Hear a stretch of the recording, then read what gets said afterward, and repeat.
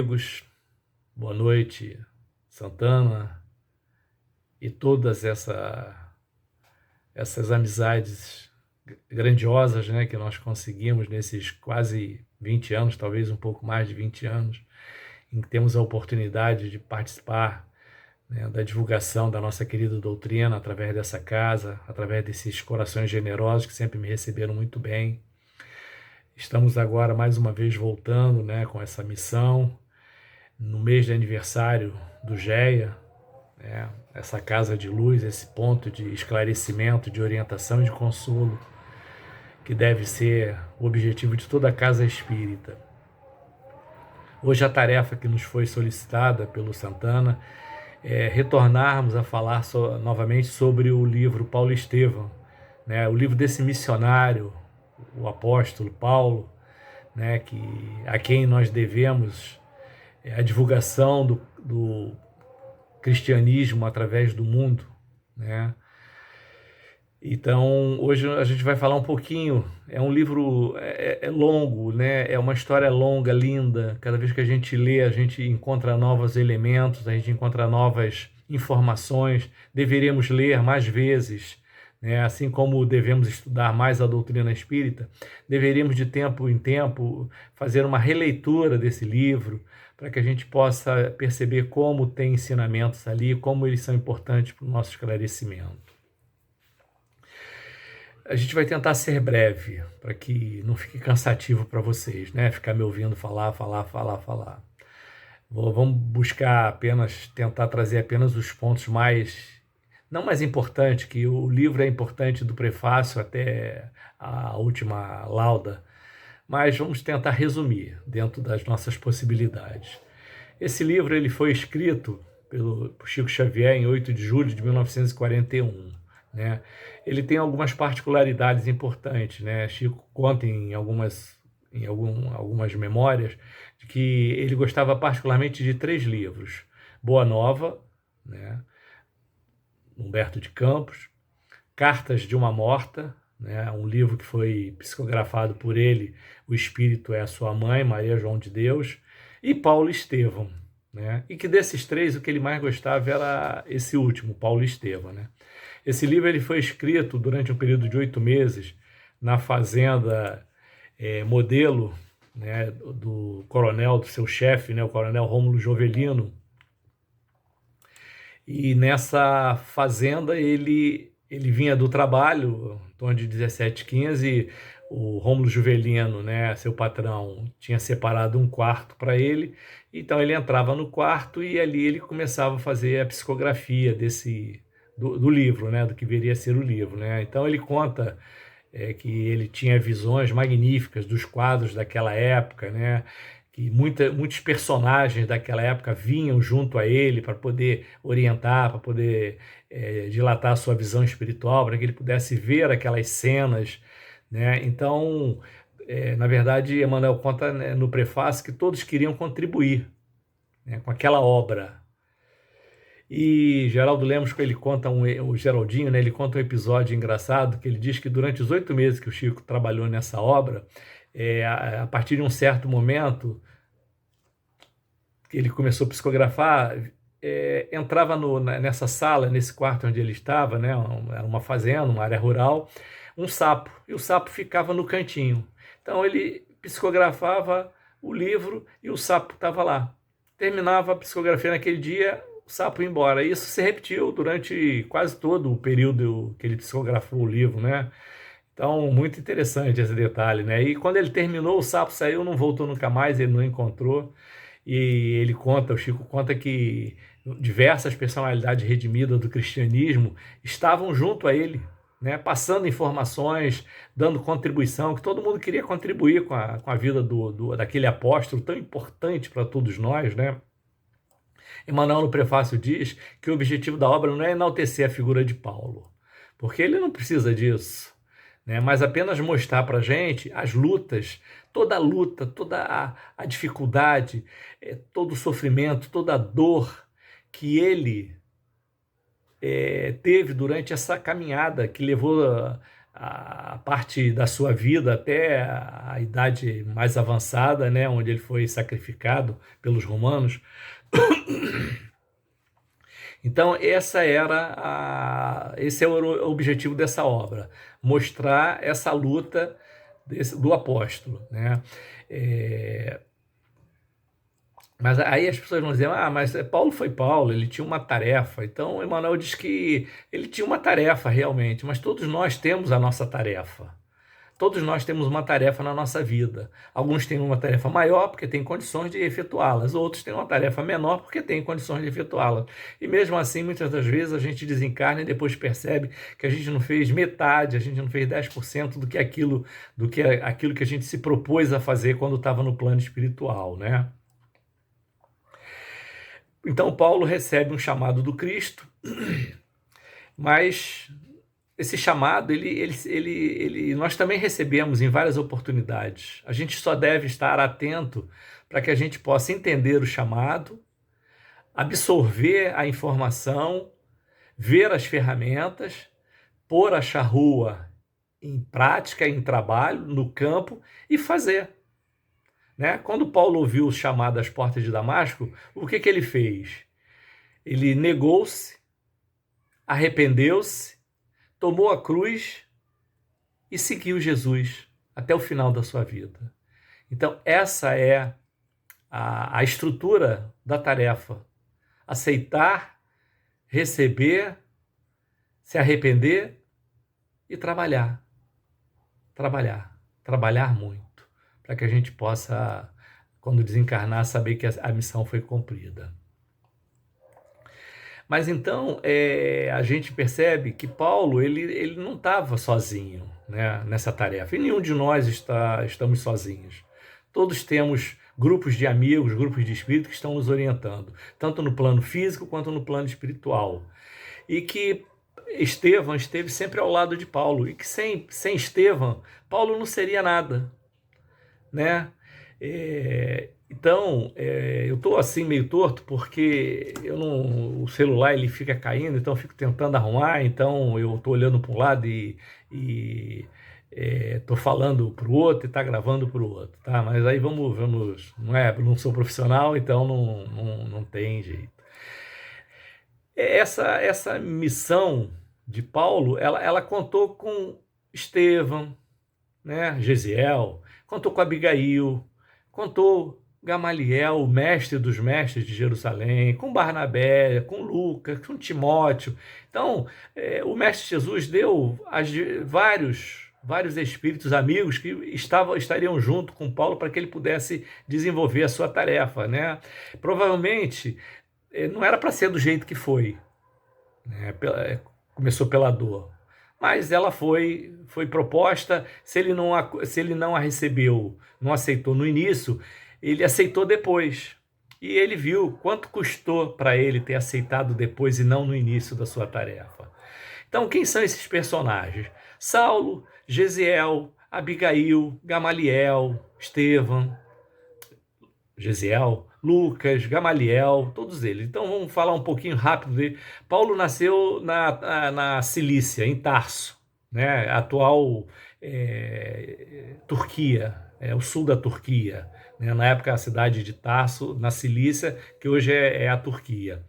Estudou em 3 grandes centros de estudos. Está tudo aqui, ó. Não estou inventando nada, está tudo aqui na obra.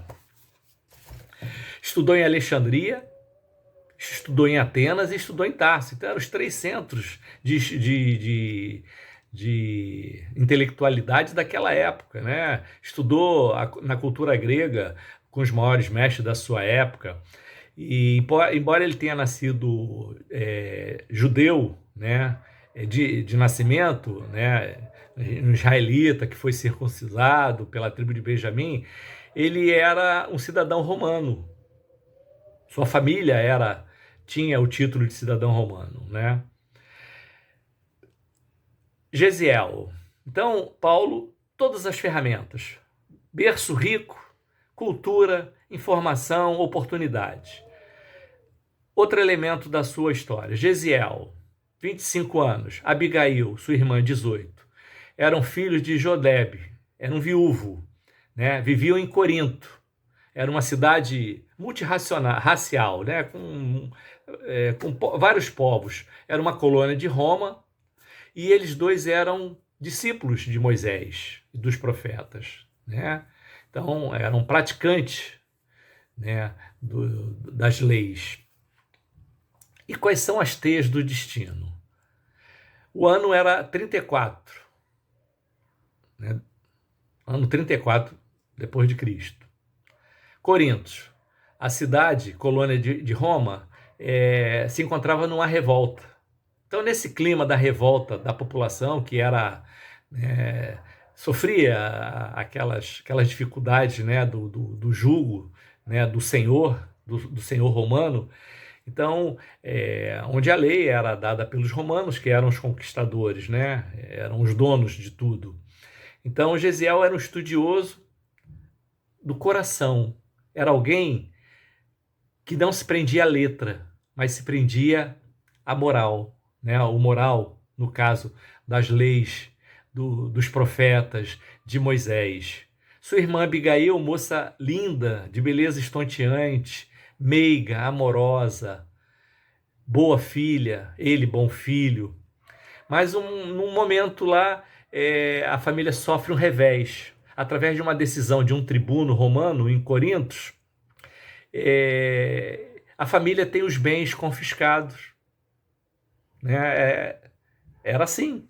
O tribuno que administrava Corinto resolveu confiscar os bens da família, né, de Gesiel. E o faz. E o seu velho pai, né, Josedebe, ele... Josedebe, ou Jogedebe, ele não se conforma. E aí ele tinha direito, então ele reclama, faz uma reclamação formal à justiça, né, com o representante de César, que era o administrador da cidade.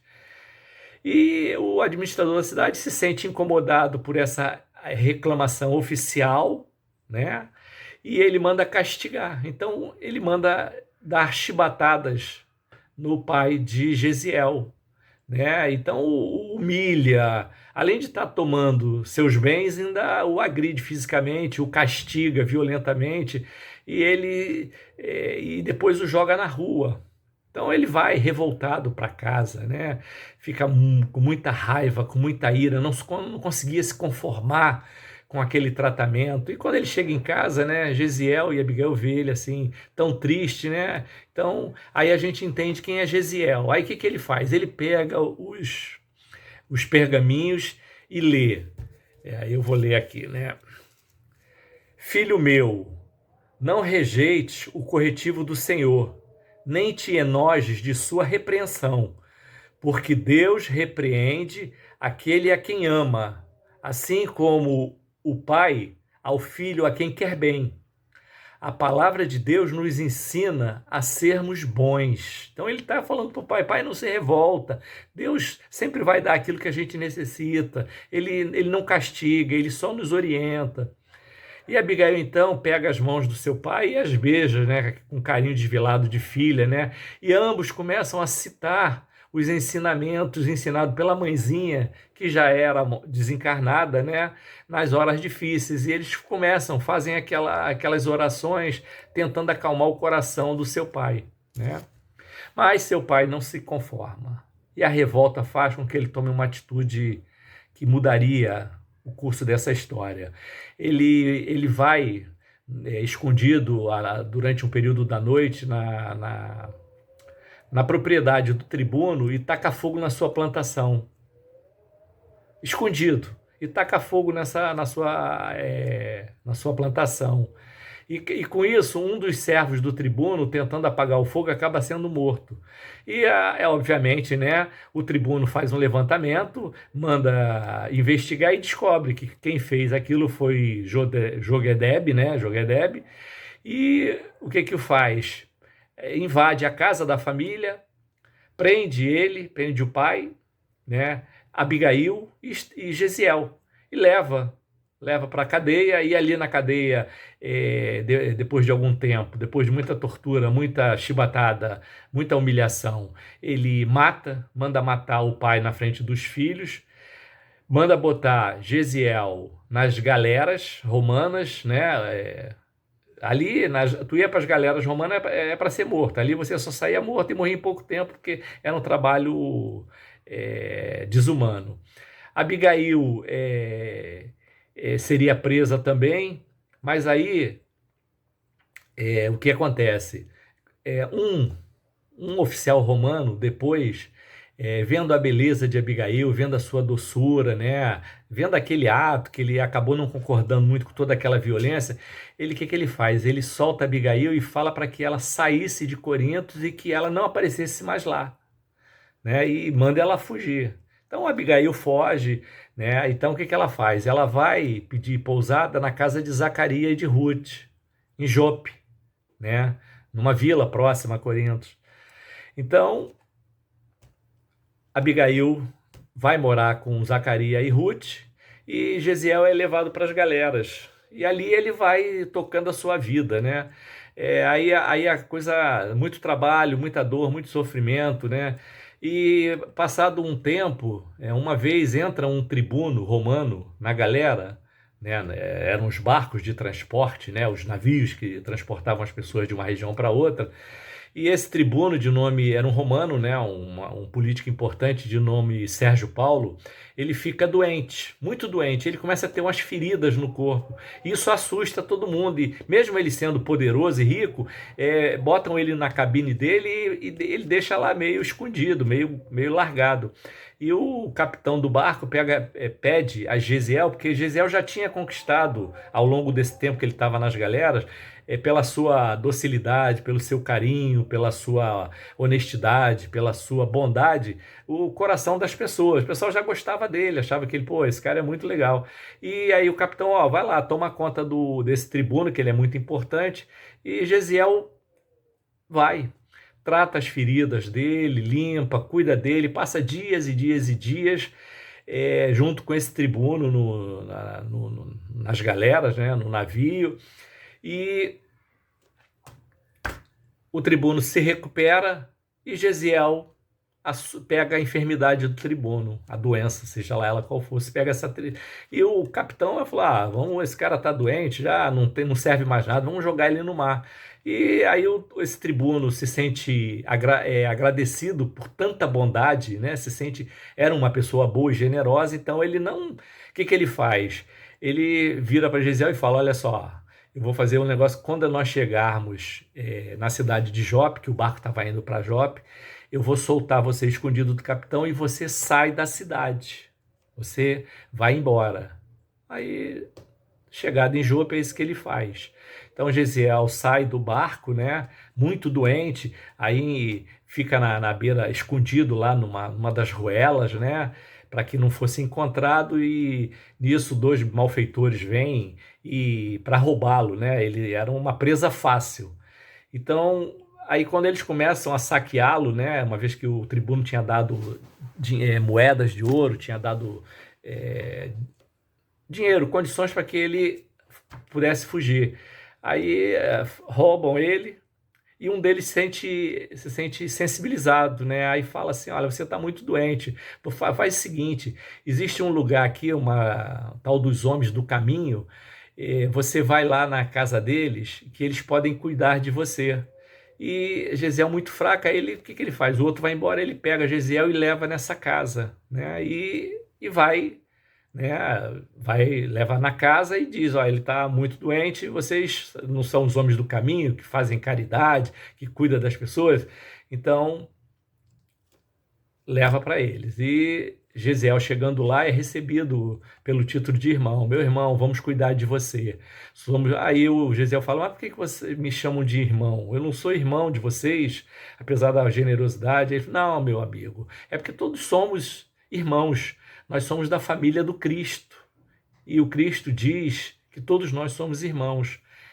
Esse é Efraim, que cuidava dessa casa do caminho em Jope. né? Passado algum tempo, Gesiel começa a se recuperar e Efraim ia para Jerusalém e leva Gesiel com ele, né? Ele ia na casa do caminho. A casa do caminho era a casa de Pedro, onde Pedro, né, a gente já está aí, Jesus já tinha sido supliciado, né? E Pedro tinha começado a dar a caminhada na obra de Jesus, né? E ele vai para a casa de Pedro, lá ele é bem recebido por Pedro. Pedro sente uma amizade e um carinho muito grande por ele. E Gesiel fica lá, fica em Jerusalém, fica na casa de Pedro, é cuidado, né? Vai se recuperando. Pedro gostava muito de conversar com ele, né? Porque ele tinha muito conhecimento, Gesiel, sobre as escrituras, sobre os profetas, sobre Moisés. E Gesiel gostava de recitar para Pedro, né, as escrituras, e Pedro foi ficando gostando dele, foi achando ele uma pessoa muito especial e cuidando dele, e ele toma parte no coração de Pedro, começa a trabalhar nas atividades da casa, né, que recebia muitos doentes, muitos enfermos, muitos necessitados, coxos, viúvas, crianças abandonadas, e depois do trabalho, Pedro sempre sentava com Gesiel e eles ficavam conversando, né? E numa dessas, Gesiel faz uma leitura para ele e diz assim, Gesiel falando para Pedro, Pedro, eu sei, né, todas essas dificuldades. Ele já tinha contado para Pedro tudo sobre a sua vida, o que aconteceu com seu pai, com Abigail, que ele nunca mais a vira, né? E que ele quase morreu nas galeras. E ele vai contando todas essas coisas, né? Então ele vira e fala assim, mas Pedro, mas eu não fico triste não, porque eu creio, aí ele fala, porque eu creio no Redentor, no Messias Redentor, que virá para esclarecer todas as coisas. Os profetas nos afirmam que os homens não compreenderão. Entretanto, o nosso Messias, Pedro, há de vir, vai ensinar o amor, a caridade, a justiça e o perdão. Pedro então olha para ele e fala, mas Gesiel, né, nós temos conversado, mas o Messias já veio. Aí Gesiel fala, mas já veio, Pedro? Onde que ele está? Aí Pedro fala, né, que há mais de um ano ele foi supliciado entre dois ladrões, né, e conta mais detalhadamente sobre Jesus, porque Gesiel já estava recuperado, já estava mais equilibrado, né? E Gesiel fica com os olhos úmidos, né?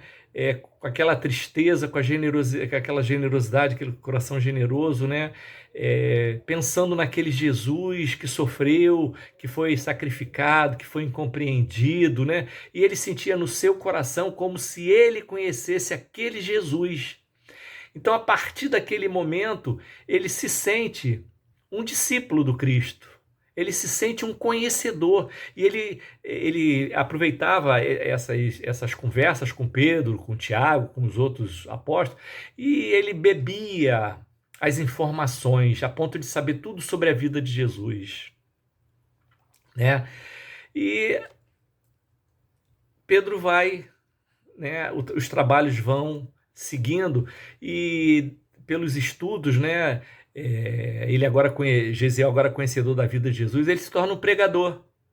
E como ele era dotado de dons espirituais, ele fazia as pregações agora na Casa do Caminho, né? Então ele fazia a sua assembleia e estava famoso porque ele tinha curado um cego, ele pregava, ele tratava, ele cuidava, ele era de um carinho excepcional com todos os sofredores, né? E estava muito, muito famoso já, né? Todos já o conheciam, Estevão, né? Ele, que se chamava Gesiel. Então Pedro vira para ele numa oportunidade e diz que como ele tinha origem grega, né? Em homenagem a sua cidade, a Corinto, né? Ele então iria batizá-lo não mais como Gesiel, mas como Estevão.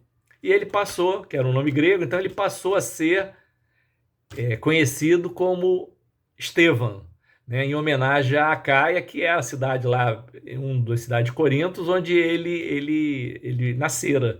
Né? Então, daquele momento diante, ele se chamou Estevão. Deixou de ser o Gesiel. E todos conheceram ele como Estevão, o pregador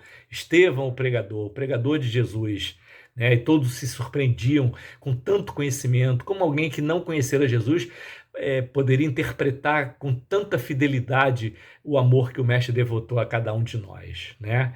E curas, tudo era atribuído a ele, porque realmente ele tinha se encontrado como seguidor de Jesus. Aí a gente vai agora para o outro. O nosso outro ator dessa trama, né? Dessa história, que é Paulo. O ano era o ano de 35 depois de Cristo, era uma manhã jovem. Paulo, nós já sabemos que teve a melhor formação de educacional, de família, né? Então era um privilegiado, naquela época era um privilegiado, onde a miséria campeava. Ele era um homem rico, com cultura, com conhecimento, né? Era do Sinédrio, era uma figura importante do Sinédrio, né? Gamaliel, que era o seu mestre, o estava preparando para que ele assumisse, né, a chefia no Templo de Jerusalém. Então era respeitado. Então profissionalmente ele estava realizado no coração.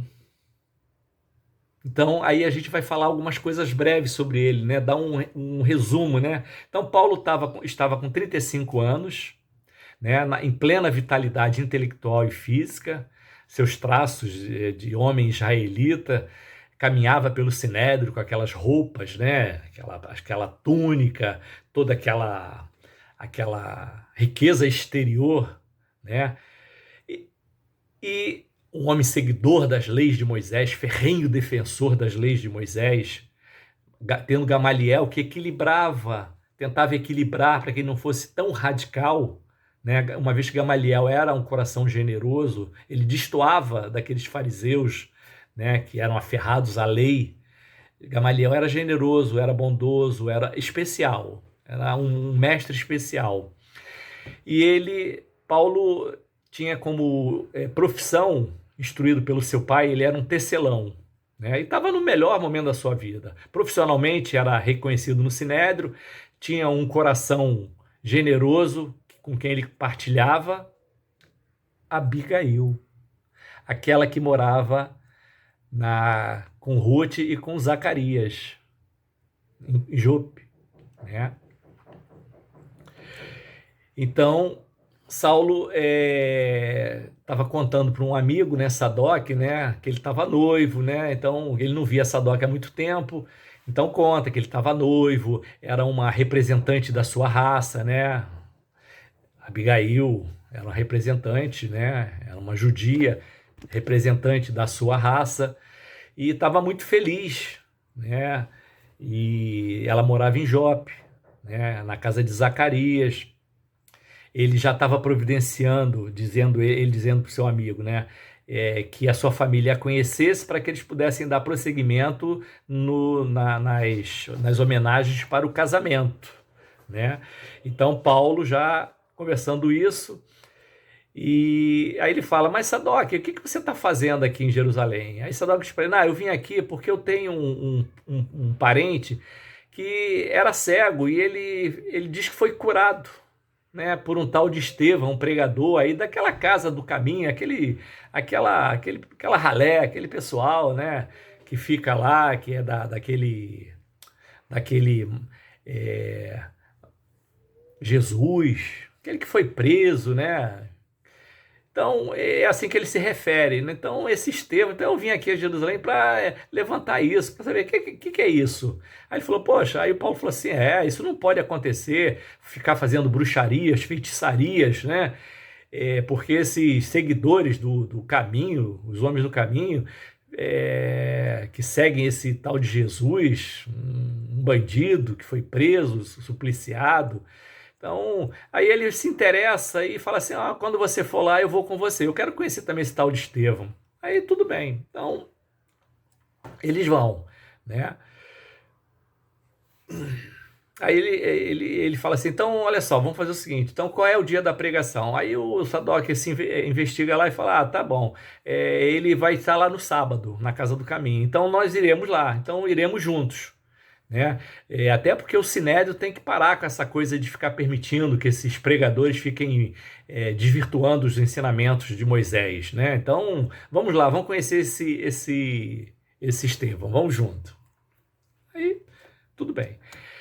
Passa outro momento, Paulo foi visitar sua noiva, então ele se encontra. Um lugar onde ele ficava e gostava de ir era os jardins da casa de Zacarias em Jope. Lá ele pegava a sua noiva e sentavam e ficavam fazendo planos para o futuro. Ele abria seu coração, então mostrava um outro Paulo, não aquele Paulo aferrado às leis, rígido, que seria capaz de fazer coisas mais difíceis, né, pelas leis de Moisés, não interpretando a parte moral, mas apenas o que estava escrito, a força da lei. Então, mas quando ele estava com Abigail, aquele coração feminino mexia com ele, fazia ele sentir melhor, mais equilibrado, mais amorável, mais generoso. Então, ele estava lá nos jardins conversando com Abigail, né? Então, Abigail parecia um pouco triste. Aí ele fala, por que você está triste? Ela fala, é porque essa noite eu sonhei com meu irmão Gesiel. E eu tinha muita vontade, Paulo, de saber o que aconteceu com ele. Os anos passaram, nunca mais o vi, né? Aí Paulo, querendo mudar o assunto, ele fala, tá tudo bem, vou fazer o seguinte, eu vou tentar ver lá no templo se eu consigo alguma informação, né? De repente eu consigo saber onde ele está. Aí ela fica feliz, e se você conseguir saber, né, com a sua influência, você pode até soltá-lo, né? Aí ele fala, tá, tudo bem, vou tentar fazer isso sim, né?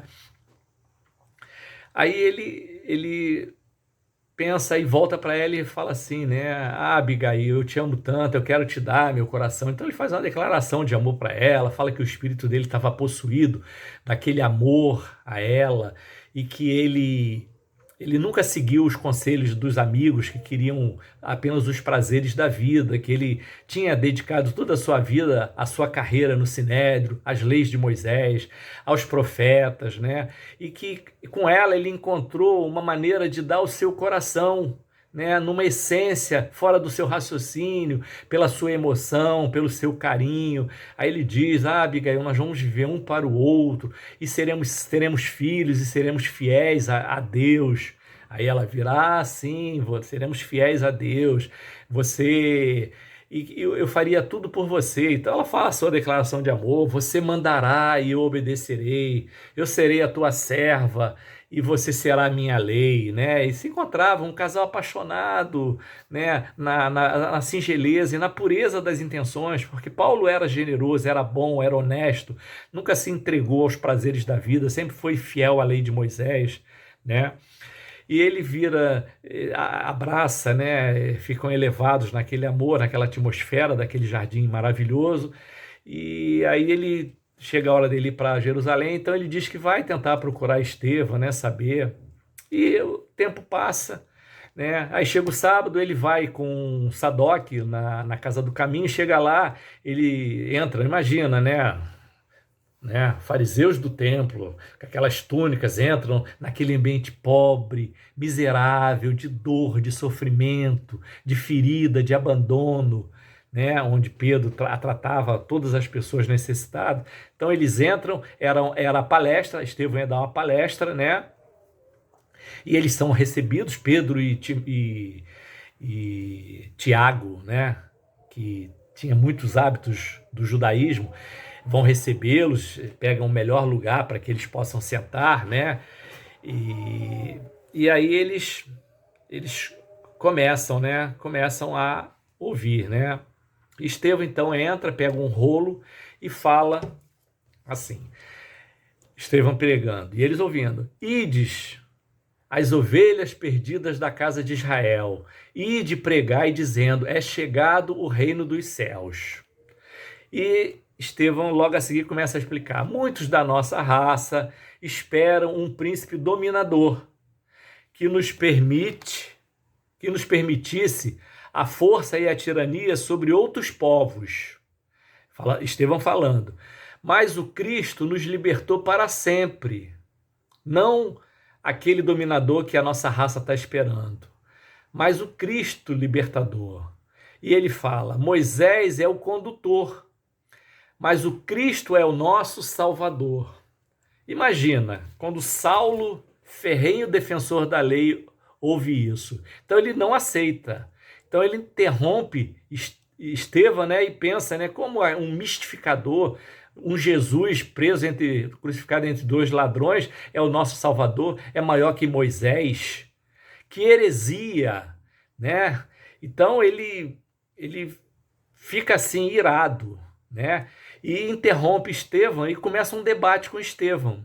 Então eles começam a debater, ele contestando isso, até com certa violência nas palavras, né? Estevão tentando, com amor, com a singeleza, né? Falar. Então, só que nessa peleja entre os dois, Estevão acaba derrubando todos os argumentos de Paulo. Paulo se sente humilhado, né? Porque Estevão, com a sua bondade, com a sua meiguice, apresenta argumentos, né, baseados na lei de amor, que Paulo fica meio perdido. Então ele entra em choque, então ele não consegue desenvolver o raciocínio. E acaba se retirando, revoltado, e vai embora. Os dois vão embora. Então ele vai para o Sinédrio, né, e leva essa situação para o Sinédrio e diz que eles não poderiam continuar tolerando esses mistificadores que subvertiam a lei de Moisés, que eles não poderiam continuar fazendo isso. E então leva para a autoridade de Caifás, né, e inicia-se a perseguição, né? Aí o que ele faz? Antes disso, ele pede que o Sinédrio convoque Estevão para que ele vá ao Sinédrio e possa debater novamente com ele. Paulo quer, orgulho ferido, ele quer vencer Estevão no debate. E o que acontece? Estevão é levado para o Sinédrio, houve um debate, Estevão novamente derruba todos os argumentos de Paulo. Paulo se sente perdido, né? Tal a envergadura moral de Estevão, não consegue refutar os argumentos, se sente mais humilhado, aí decide realmente, com Caifás e com os gerentes, os donos, né? Os fariseus do Sinédrio, iniciar as investidas para acabar, extirpar de Jerusalém aquela erva daninha que era o carpinteiro morto entre dois ladrões e seus seguidores. Então, invadem com a guarda, né, do templo, a casa do caminho, né? Aí lá se encontrava Oséias, Natã e Pedro e João, e faltava Tiago. Então eles tiram eles, né? E Paulo entra num quarto, e quando ele chega lá, ele encontra Tiago ajoelhado, né? Na posição né, do judaísmo, né, com os pergaminhos de Moisés, fazendo suas orações, mas numa postura não do cristão, né, do seguidor do Cristo, mas na postura do judaísmo, que Tiago era muito aferrado ao judaísmo. Então Paulo vê aquela cena, né? Poxa, ele é um judeu como eu. Então ele deixa Tiago lá e leva os outros. Leva Pedro, leva João, leva Oséias, né? Leva Natã. E Estevão está preso, né? Ele já tinha marcado seu julgamento. Ele foi condenado no julgamento. Ele ia ser lapidado. Então, marcar a data da lapidação. Nesse meio tempo, Paulo volta para Abigail, né? Vai levar ela para Jerusalém para apresentar para sua família, e ele pede para ela que ela participe da cerimônia que ia ter no Sinédrio. Aí ela já sabia da história de Estevão, né? Então ela não concordava, mas ela sabia o que estava acontecendo por alto. Então ela é levada para Jerusalém para conhecer a família de Paulo, mas ela vai participar do ato da lapidação. Ela, aquele coração generoso, pede a Paulo para que não faça maldade, não, que ela não precise ver aquilo. Ela vai estar lá para que os amigos dele a conheçam, mas ela não quer participar daquela cerimônia. Tá? Paulo respeita. Então, ela vai, Estevão é levado lá para o pátio e Paulo faz a leitura, né, da sentença, e Abigail está afastada num outro cômodo, numa outra ala. Aí eles começam a lapidação. Paulo é o primeiro a jogar a pedra, e Gesiel, ajoelhado, recebe as pedradas, cai ao chão sem reclamar, né, orando a Jesus, né, pedindo a Jesus que o amparasse naquele momento de dificuldade, e começa a ler, a falar o Salmo 23 de Davi, né? As suas mãos estão calejadas, a sua face arrebentada, sangrando. E ele, Estevão, no momento, ele percebe o céu se abrir, né? E ele vê Jesus chegando, contemplando melancolicamente a figura do doutor de Tarso. Então ele vê Jesus chegando até ele e olhando para Tarso com melancolia nos olhos, como a lamentar aquele desvio de conduta, né? De longe, Abigail, ela é tocada pela aquela expressão, né, de generosidade que Estevão tinha nos olhos, mesmo com sangue escorrendo. Então, de repente, ela sente uma dor forte dentro dela e grita: Saulo, Saulo, é Gesiel. Ele é Gesiel. E Paulo não entende aquela situação. Aí ele traz Abigail mais de perto, né? Então, ele percebe que ela chegando perto, ela fala: é Gesiel, Paulo. Saulo, né? Ele era Saulo. É Gesiel, é o meu irmão desaparecido, é ele. E Paulo fica perdido, aí ele quer afastar, que ele não quer que ninguém ouça aquilo, né? Então ele, junto com os guardas, né, do templo, ele leva Gesiel para uma outra sala, e Abigail ali é levada junta, né? E ficam os três. E Gesiel, quando olha Abigail chegando, fica naquela alegria, né, de ver a irmã. Aí ela vira para ele e fala: Gesiel, meu irmão, quanto sofrimento desde a nossa separação, o que aconteceu contigo? Então ela fica assim. Aí Gesiel vira para ela: não fique assim, minha irmã. Não pense dessa maneira. Jesus é o justo, é o misericordioso. E Paulo não está entendendo, né, aquilo. Aí ela: não, Gesiel, não morre, meu irmão, não morre, fica comigo. Gesiel, aí ela, daquele ânsia, querer contar tudo o que aconteceu, ela vira: Gesiel, esse é meu noivo, esse é meu noivo, esse é Saulo. Aí Saulo está, né, petrificado, ele não está entendendo nada. Ele está, imagina, ele acaba de ser o algoz do noivo da mulher da sua vida, do seu amor.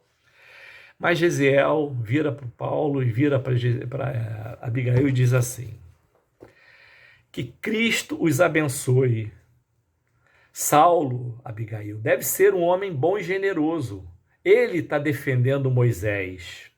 E eu digo a você, Abigail, quando ele conhecer Jesus, irá servi-lo com o mesmo fervor com que seguiu a Moisés. Fica com teu noivo, Abigail. Quem faz isso com o verdugo? Saulo, naquele momento, queria ser amaldiçoado, queria ser xingado, não compreendido, porque ele não compreendia como ele poderia ser compreendido dentro daquele quadro terrível. Então ele fica louco, o orgulho toma conta dele, né? E ele vira para Abigail, né, que se debruça sobre Gesiel, que dava os seus últimos suspiros, sendo recebido por Jesus pessoalmente, né? E Gesiel agora, o corpo jazia sem vida. E Paulo não espera nada, vira para ela e fala assim: nesse momento, Abigail, tudo está consumado com o pregador. E tudo está consumado também entre nós. Não temos condição de ficarmos juntos. Nunca mais. estou liberando você do nosso compromisso. E termina. Abigail volta para a casa de Zacarias e de Ruth. A dor, o sofrimento, a angústia faz com que ela comece a perder a saúde, a tristeza toma conta de seu corpo, ela fica muito doente, né? Tá prestes a morrer. O tempo passa, Paulo nunca mais a procurou. Um dia ele vai até... A saudade é grande, então ele vai até Jope, tentando reatar com Abigail. Passado algum tempo, então ele vai lá para propor a ela que eles reatassem, que eles voltassem. Então, só que quando ele chega lá, encontra Zacarias dizendo que Abigail estava morrendo. E ele chora, ele fica desesperado, né? Porque ele tinha vencido o orgulho dele e queria voltar a ficar com ela, né? Mas aí Zacarias leva ela para ver Abigail no seu leito, né, de morte, né? Abigail quando vê ele chegar, fica feliz da vida e diz: Saulo, Saulo, eu tenho pedido muito a Deus, a Jesus, para que eu não morresse antes de ver você. Aí ele vira para ela: eu quero você, Abigail, vamos voltar, eu quero você para minha vida toda. Aí ela fala: não, Paulo, o Saulo, não chora, não chora. A morte não é o fim. Gesiel hoje veio até mim, né? Me visitou, veio no meu quarto, o quarto ficou cheio de luz e ele me trouxe um recado. Ele mandou de dizer que Jesus te ama muito e tem muitas esperanças em ti. Saulo recebe aquilo como uma espada no peito, né? Não, Abigail, não morra, não morra. Então, Abigail fala: não chora, Paulo, não chora. E morre, né? Saulo desesperado, novamente. Aquele Jesus, novamente, entrou no seu caminho. Entrou com Gesiel, impediu sua felicidade e agora novamente entra entre ele e Abigail. Então ele fica desesperado e aí, como a gente diz, chutou o pau da barraca. Aí virou realmente o perseguidor. Então ele faz e apronta, ele prende, ele bate em todo mundo que era seguidor do caminho, né? Que esse era o termo, eram seguidores do caminho, né? São perseguidos por ele. E, em última instância, ele quer saber, Zacarias contou para ele, né, que era um homem que Abigail atendeu na rua e que levou os pergaminhos e ficava conversando com ela. Então esse homem é que apresentou Jesus para ela e que ela tinha mudado muito. Aí ele quer saber quem é, descobre que é Ananias, sabe onde ele está, em Damasco, pede uma autorização ao Sinédrio e a gente já sabe o que aconteceu. Ele vai para perseguir Ananias e às portas de Damasco, Jesus aparece para ele e ali ele tem a sua conversão, né? Tem a sua conversão. E o que acontece, né? Esse chamado às portas de Damasco. Na verdade, Jesus tinha um plano para Paulo. Imagina se Paulo recebe Jesus, né, os seus ensinamentos, e se torna um divulgador, né? Imagina a possibilidade que Paulo, como pregador e conhecedor, poderia ajudar a causa do Cristo. Então Jesus tinha um plano A. O plano A provavelmente fosse esse, né? Que ele conhecesse Abigail, né? Que ele conhecesse Gesiel, que eles trabalhassem os três juntos em prol do cristianismo, no caso, em prol da casa de Jesus, dos homens do caminho. Mas o plano A não funcionou. Então Jesus tinha um plano B. O plano B era o conhecimento pela dor, né? E nesse plano B, a gente sabe, né, que Jesus aparece para Ananias, né, e fala para Ananias para que ele fosse na hospedaria onde Paulo se encontrava, cego, né? e que aí Ananias até fala, mas Senhor, é Saulo, aquele perseguidor, então o Senhor quer que eu vá lá e diga para ele que o Senhor tem uma tarefa para ele fazer, aquele que persegue, que mata, que tortura. Então só vai facilitar o serviço dele. É esse. Então Ananias vai lá, né, e tira as escamas que cegavam Paulo, restitui a visão, e Paulo, a partir daquele momento, ele vai se tornar um divulgador da Boa Nova, né? Ele, no início, ele tentado pelas novas informações, ele vai até a sinagoga, né, e tenta pregar na sinagoga, lá em Damasco, né? É igual a gente, quando a gente entra para o espiritismo, a gente quer que todo mundo seja espírita, a gente começa a falar, como se as pessoas fossem seguir só porque a gente diz que é bom, né? A nossa experiência é muito boa para a gente, a nossa experiência não serve para os outros, mas a gente quer que a pessoa vá na palestra, que a pessoa tome o passe, que a pessoa leia o livro, que a pessoa faça isso, faça aquilo.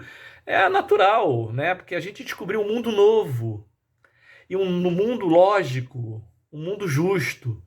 Então, a gente quer que as pessoas sejam espíritas. Cada um tem seu tempo, cada um tem o seu momento, né? E Paulo que queria, aí vai para a sinagoga, imagina, ele entra na sinagoga e começa a falar de Jesus, ele que foi o cara que perseguia. Aí ele é apedrejado e começa, né? Começa. Por sinal, era terrível, né? Paulo, ele sente que não consegue, ele não conseguiria vivenciar assim, desse jeito, então o que ele faz? Ele vai para o deserto, né? Vai ser tecelão, vai trabalhar a humildade, vai trabalhar a sensibilidade, para que ele possa desenvolver aquela tarefa de Jesus, né? Que Jesus disse que ele era o vaso escolhido. Então, Saulo começa as suas pregações. Então, ele, depois de 3 anos, ele começa a fazer já com humildade, né? Um homem já calejado, né? Já pela dor, pela dificuldade, né? Vivendo uma vida simples, abandonado pela família, abandonado pelos amigos, sozinho, vivendo do seu trabalho de tecelão. Um dia ele resolve ir até Jerusalém, né? Então ele vai na casa do caminho encontrar Pedro. Então ele chegando lá é mal recebido, claro, Tiago, que estava desvirtuando os ensinamentos do Cristo, porque ele estava trazendo para dentro da casa do caminho toda aquela coisa exterior do judaísmo. E Pedro ficava um conflito, Pedro na simplicidade de Jesus e Tiago querendo trazer para dentro da casa do caminho, da doutrina de Jesus, as práticas exteriores do judaísmo. Pedro até diz, né, que quando Paulo percebe isso, Paulo fica chateado, né? Fala com Pedro, né? Por que ele está trazendo para dentro da pureza de Jesus, do nosso mestre, as práticas exteriores do judaísmo? Então, Pedro fala para ele, o Tiago não é mau, inclusive, o fato dele estar muito próximo do judaísmo, né, ele permite, o templo permite que o nosso trabalho continue, porque quando todo mundo foi preso, ele continuou aqui trabalhando. Então, essa porta que ele abriu para o judaísmo, onde ele se diz seguidor também, possibilita que a Casa do Caminho continue funcionando, né? E aí Paulo, né, vê que realmente tem sentido, né? E Pedro manda ele para Corinto, né? Para que ele vá trabalhar. Então, ele vai junto com Ananias, então eles começam. Aí Paulo começa a sua caminhada, né? Fundando igrejas, criando novos seguidores. Paulo era um médium de mão cheia, fez milagres, fez cura, era assistido por Abigail e por Gesiel o tempo todo.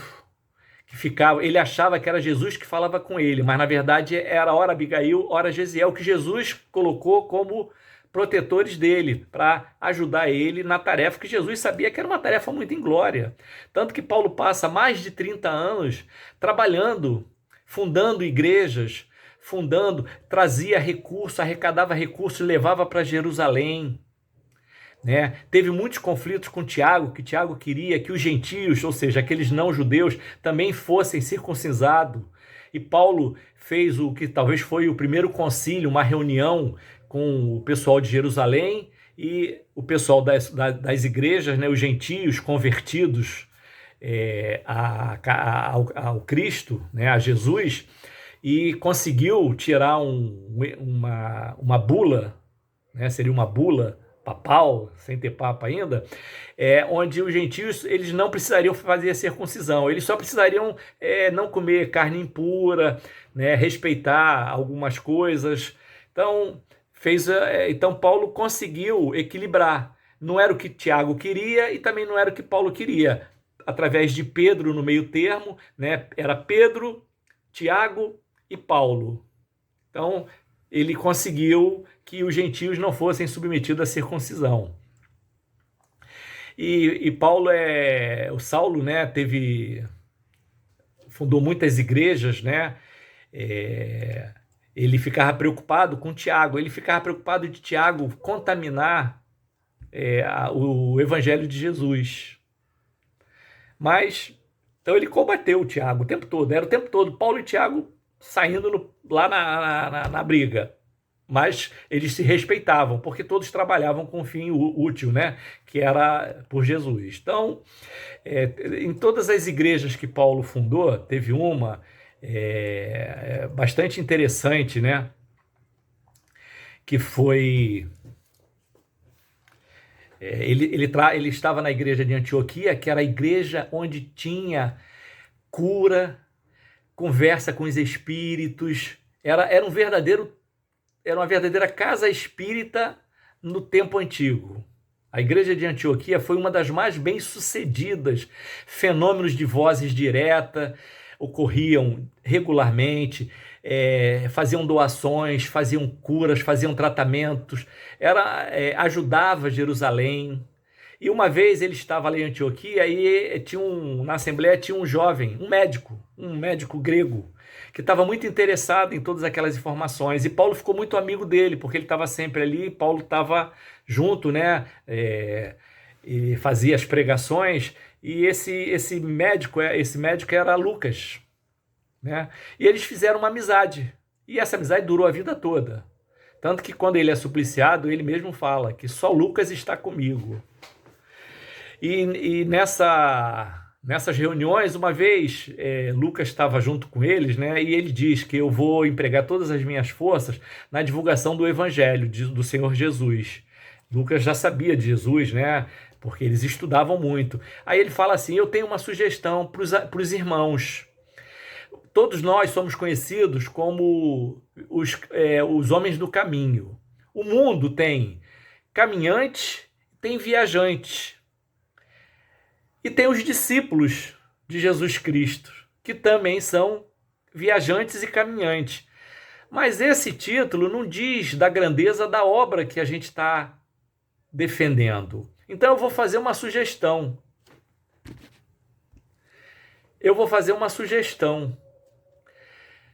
Por que agora, em vez de sermos caminhantes ou viajantes ou homens do caminho, nós não nos chamamos de cristãos?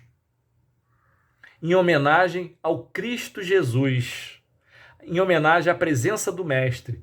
E a sugestão foi recebida com júbilo por todo mundo, né? E ela foi espalhada por todas as igrejas, inclusive por Jerusalém, e a partir daquela sugestão, nós deixamos de ser viajantes ou homens do caminho e passamos a nos chamar cristãos, né? Então tem então devemos a Lucas o nosso título nobre de cristão. Tá? Tem uma outra também, fala Saulo, Paulo, mas isso tem uma história. Paulo estava indo numa cidade, deixa eu achar aqui. O tempo vai avançar um pouquinho, mas não tem jeito, né? Na cidade de deixa eu ver aqui, Nea Pafos. Paulo, chegando nessa cidade, a sua fama já era de curador, já era conhecida, né? Ele já estava há anos viajando, então já era conhecido. E quando ele chega nessa cidade, o procônsul, ou seja, o governador da cidade, estava doente e ele, sabendo que tinha um curador na cidade, manda chamá-lo ao seu palácio. E Saulo vai com Barnabé, que era um dos seus companheiros de viagem nas pregações. Eles ficavam indo de igreja para igreja, de cidade para cidade, levando e trazendo, levando e trazendo. Então ele é recebido lá, né? Aí ele, o procônsul, esse Sérgio Paulo, o recebe. Ele estava doente e ele tinha um curandeiro que era um judeu chamado Bar Jesus, que era um judeu, na verdade era um feiticeiro, era um charlatão que fazia poções e dava para o procônsul, e o procônsul não ficava bom e ele cobrava. Então Paulo vai para lá, é recebido, né, pelo procônsul. Então o procônsul fala, né, que gostaria muito de ser curado dessa doença. Saulo já conhecia tudo sobre a vida de Gesiel, de Estevão, conhecia tudo, né? Porque ele ia para a casa do caminho depois, né, já da sua conversão, e se informava, né? Ele chegou a dormir no quarto onde Estevão dormia, então ele queria, porque ele se sentia muito próximo de Estevão, e realmente Estevão estava muito próximo a ele. E ele, quando o procônsul fala para ele, queria ser curado, ele fala assim: nós temos um poder realmente, mas esse poder não é nosso, é de um grande médico, e esse grande médico pode curá-lo, né? Agora, para isso, só basta uma coisa: que o Senhor esteja disposto a compreendê-lo e a segui-lo. Aí ele fala: mas quem é esse mestre? Aí ele fala: é Jesus Cristo, né? Então, Saulo lembra das histórias que ele ouviu de Pedro, de Estevão. Ele fala assim: mas o Senhor já foi apresentado ao meu Senhor, ao meu Jesus, esse humilde mensageiro. Aí o procônsul fala: mas quando? Ele fala: há quase 10 anos, quando estiveste doente, numa galera. O senhor lembra que um escravo de nome Gesiel o atendeu e lhe contou histórias, lhe curou. Aí o procônsul pensa, é verdade, é verdade. Eu me lembro dele, ele é muito generoso, ele cuidou de mim quando ninguém mais queria cuidar e me trouxe, falava no mestre dele, né? Falava da humildade, não desse Jesus, mas ele falava dos profetas e ele era muito bom. Aí Paulo vira para ele assim: aquilo tudo que ele fazia pelo bom coração. E ele, o mestre desse escravo, é o meu mestre, é o Senhor Jesus, e que só pede para o Senhor compreendê-lo e segui-lo. Aí o que acontece? Bar Jesus, quando percebe que o procônsul estava predisposto a aceitar aquilo, fica revoltado e diz que não, isso é uma feitiçaria. Aí começa a falar um monte de blasfêmia. Esse Jesus foi um assassino, foi um criminoso. Saulo fica revoltado e fala assim: estás cego. Ao falar essas injúrias do meu mestre, estás cego, e por isso ficarás cego, até que compreendas. Na hora, Bar Jesus fica cego, fica desesperado, o procônsul fica assustado, né? Ele sabia que ele não era cego e agora ele estava cego. Mas aí Barnabé também ficou assustado, né? E o Bar Jesus começou a gritar: estou cego, estou cego, estou cego. E Paulo o mantém cego por 4 horas e depois restitui a visão. E começa a falar de Jesus para o procônsul, e o procônsul aceitava Jesus, era um romano, aceitava Jesus e iria seguir os ensinamentos daquele Cristo, e queria mandar construir em Neopafos uma igreja, né? E que seria o benfeitor dessa igreja, né? Essa igreja seria a igreja que ele construiria. E o que acontece, né? Ele começa, né? Ele se converte, aí constrói a igreja mais tarde, e naquele momento, quando Saulo e Barnabé estão indo embora, Barnabé vira para ele, né? E fala, né, das histórias, né, de Gesiel, de Estevão, né? E Saulo então diz o seguinte, que para homenagear Estevão, que fora liberto das galeras pelo procônsul Sérgio Paulo, que a partir daquele momento Saulo também teria um nome romano, que ele seria conhecido pelo nome de Paulo. Então é por isso que Saulo virou Paulo, em homenagem a Estevão, que foi solto pelo procônsul Sérgio Paulo. E esse, então, o plano B de Jesus, o plano A, né, não deu certo, que era Paulo com Gesiel, com Abigail, com Gamaliel. Gamaliel se converteu no final da sua vida ao cristianismo, e Paulo esteve com ele e o viu convertido no cristianismo, agora cristão, né? Graças a Lucas, que sugeriu esse termo. Então, Gamaliel, ao final da sua vida, também se converteu ao cristianismo. Ele era muito generoso, era natural que fosse, né? Talvez estivesse no judaísmo para mudar a estrutura por dentro. Então, agora estava sendo completado o plano B de Jesus, que era aquele plano que trouxe sofrimento. Até porque, nas suas pregações, ia Saulo, era Paulo e Barnabé, ou Paulo e Lucas, ou Paulo e Timóteo. Então os dois eles iam entrando. Chegava na encruzilhada, Paulo falava assim, bom, eu vou para essa cidade e você vai, Barnabé vai para essa cidade. Aí chegava na cidade onde Paulo estava, começava a pregar, fazia caridade, fazia a cura, aí os judeus da cidade se revoltavam e pedrada. Barnabé ia para outra cidade, era bem recebido, fazia os mesmos trabalhos que Paulo e seguia na próxima, se encontrava, quando voltava, Paulo todo arrebentado, Barnabé na boa. Ia Paulo e Lucas. Paulo entrava na cidade, pregava, fazia a cura, os líderes do judaísmo da cidade, pedrada. Lucas, bem recebido, jantares, almoço, pregações, milagres, curas. Ia para a próxima cidade e se encontrava Paulo arrebentado. Parecia um roteiro. Primeiro, entrada no templo. Segundo, pregação. Terceiro, comentários. Quarto, pedrada. Essa era a vida de Paulo. Nunca foi tão apedrejado na vida como ele, né? Então, era a opção pela dor. A opção pela dor. A gente recebe esse chamado no Espiritismo o tempo todo. Ou você vai pelo amor ou vai pela dor. A gente sempre escolhe o mais difícil, né?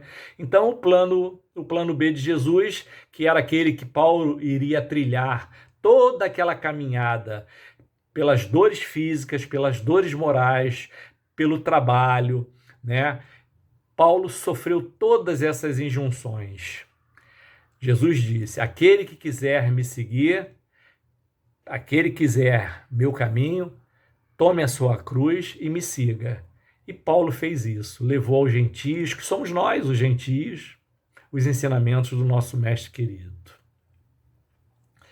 Bom, o tempo está acabando, então a gente vai ter que fazer um resumo em 5 minutos, 10 minutos no máximo, já extrapolei o tempo. Então passaram-se 30 anos, Paulo peregrinou por diversas cidades, divulgou a boa nova de Jesus, entrava nas sinagogas, ele orientou João, ele teve contato com João, ele conheceu Maria, ele foi em Éfesos, onde João vivia com Maria.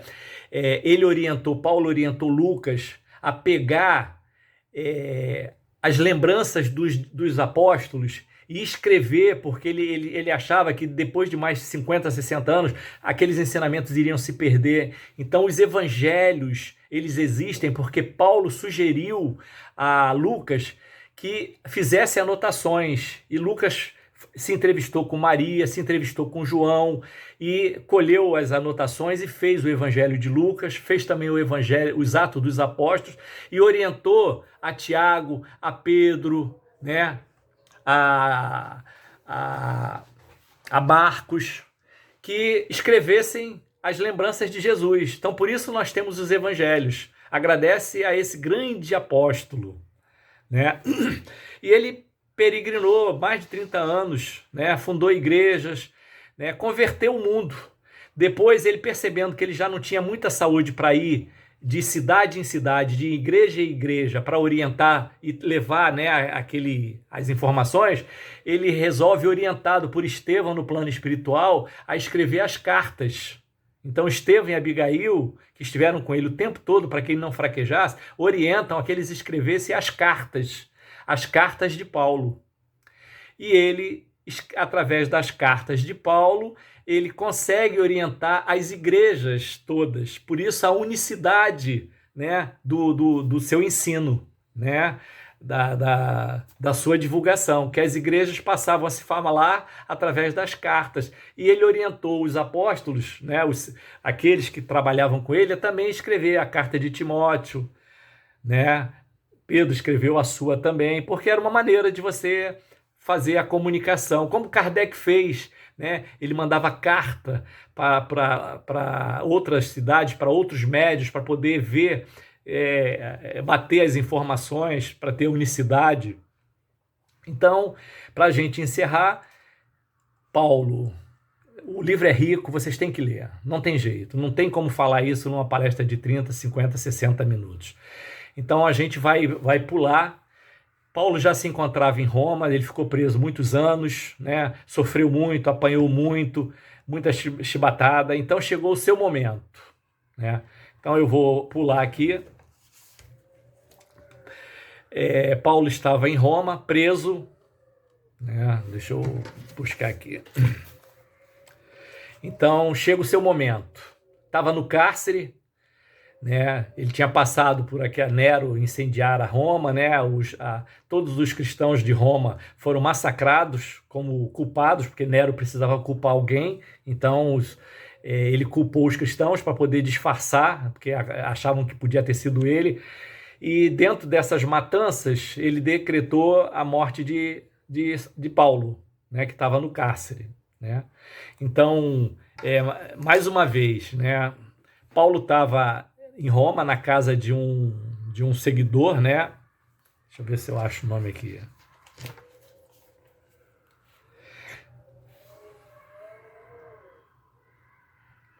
Ele se encontrava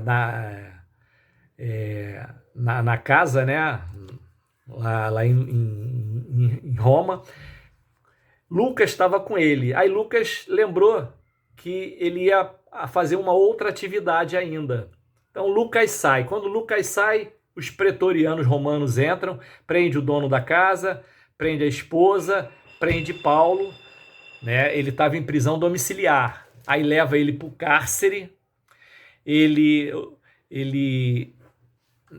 aonde ele seria morto. Então Paulo é jogado na escuridão do cárcere, uma cova úmida, fez um balanço da sua vida, fez um balanço de Jesus, lembrou de Estevão, começou a passar toda a sua trajetória, né? Nisso o pretoriano entra e diz para ele: hoje serás morto. A ordem é que você seja morto essa noite, né? Os cristãos já foram massacrados, então Paulo olha para ele e diz: não julgues, né, que a vossa espada possa eliminar minha vida. Na verdade, significa que vou penetrar sem mais demora nos tabernáculos da vida eterna com meu Senhor Jesus Cristo. Ele fala isso, o pretoriano começa a tremer, então ele fala: não trema, faça o teu dever. Aí ele não consegue, passa a espada para o outro, então Paulo vira para o outro e fala assim: faça o que você veio fazer. Já o segundo, o primeiro não conseguiu, passa o segundo. Aí Paulo vira para ele e fala assim, aí o pretoriano vira para ele e fala: lastimo ter sido eu designado para esse feito. Intimamente não posso deixar de lamentar por vós também, falando para Paulo. Paulo olha, ergue a sua fronte, né? E fala: olha, eu não sou digno de lástima. Eu morro cumprindo o dever sagrado. Enquanto vós, terminada a vossa tarefa de sangue, voltará a hedionda convivência dos mandantes de crimes tenebrosos da vossa época. Eu vou para o meu Senhor, não tremais, cumpri vosso dever até o fim. Um golpe violento lhe quase separa a cabeça do corpo. Então, estava cumprida a tarefa. Paulo estava morto. Ele sentia, aí eu vou descrever aqui, né? Ele sentia as angústias da repercussão da morte física. Tinha uma sensação de alívio reparador. Percebe mãos carinhosas que lhe tocam de leve. Tomado de surpresa, é transportado dali para uma outra região, longe dos despojos do corpo muito envelhecido. Já sem dor, está à sombra de uma árvore. Mão experiente e amiga lhe tocam a fronte. Tentou levantar e identificar a paisagem, mas percebeu que estava cego. No plano espiritual, Paulo percebe que estava cego. Lembra de Ananias, quando estava cego também no encontro com Jesus, né? E que Ananias lhe restituiu a visão. Então ele começa a orar a Cristo, orar a Jesus, né? E se sente ofuscado. E nisso ele percebe algo diferente no ar. Então lembra de Ananias e começa a chorar. Começa a tatear as trevas. Ouve alguém se aproximar e pergunta: quem sois? E ouve: irmão Paulo. Ele percebe, reconhece a voz: Ananias, Ananias, e caiu de joelho em choro convulsivo. Sim, sou eu, disse a veneranda entidade, pousando a mão luminosa na sua fronte. Um dia Jesus mandou que te restituísse a visão, as portas de Damasco, para conhecer o caminho áspero dos seus discípulos. E hoje, Paulo, concedeu-me o Mestre a dita de abrir-te os olhos para contemplar a vida eterna. Levanta-te. Espírito superior não quer ninguém ajoelhado. Levanta-te. Levanta-te. Jesus dizia: levanta-te. Está curado. Vai, não peque mais. Levanta-te. Cadê os teus julgadores? Diz Ananias: levanta-te. Paulo, às portas de Damasco, ajoelha. Jesus aparece para ele: levanta-te. Espírito superior não gosta de ninguém submisso. Então Ananias fala: levanta-te, já venceste os últimos inimigos, alcançaste a coroa da vida, atingiste novos planos de redenção. Vê novamente em nome de Jesus, contempla agora as belezas da vida eterna para que possamos partir ao encontro do Mestre amado. Sentiu-se feliz, compreendia agora a grandeza do corpo espiritual, que ele tanto falara no corpo espiritual. Suas mãos agora estavam sem rugas, sem cicatrizes, sentia-se jovem. Tinha a impressão de haver sorvido o elixir da juventude. Percebe uma túnica alva que o envolve graciosamente. Era Gamaliel, o velho mestre de Jerusalém, que lhe trazia o carinho amoroso de um pai. Só Jesus, diz Paulo, para me dar tantas alegrias. Surpreendido, Paulo ouve o venerando Ananias dizer: esse que tu ouves é o hino dos prisioneiros libertados. Ananias lhe pergunta: qual o primeiro desejo, Paulo, na esfera dos redimidos? Paulo pensou em Abigail, pensou no seu coração, no amor do seu coração. Mas ele estava tão integrado já ao trabalho de Jesus que ele diz o seguinte: meu primeiro desejo é rever Jerusalém, onde pratiquei tantos males, onde fiz tanta gente sofrer. E ali eu quero orar a Jesus para lhe dar o meu agradecimento. Ele falou isso nesse instante, em volitação. Ele já se encontrava percorrendo todas as cidades que ele fundou igrejas, na Panfilha, na Sicília, na Palestina. Então, e se encontra no Calvário, onde Jesus foi supliciado. E ali ele vê hinos de luz e de esperança, né? Ele vê uma tela do infinito com uma beleza singular. O céu é rasgado de azul. Surge na amplidão do espaço uma senda luminosa. Paulo reconhece 3 vultos que se aproximam. O mestre estava ao centro. À direita, Estevão. E à esquerda, Abigail. Deslumbrado, arrebatado, o apóstolo se ajoelhou, estendeu os braços. A voz fugia do coração. As lágrimas eram abundantes. O rosto também estava transfigurado. Abigail e Estevão se aproximam. Ela lhe tocou delicadamente as mãos, num gesto de ternura, enquanto Estevão o abraçava com efusão. Paulo quis lançar-se nos braços dos 2 irmãos de Corinto. Olhou para Jesus.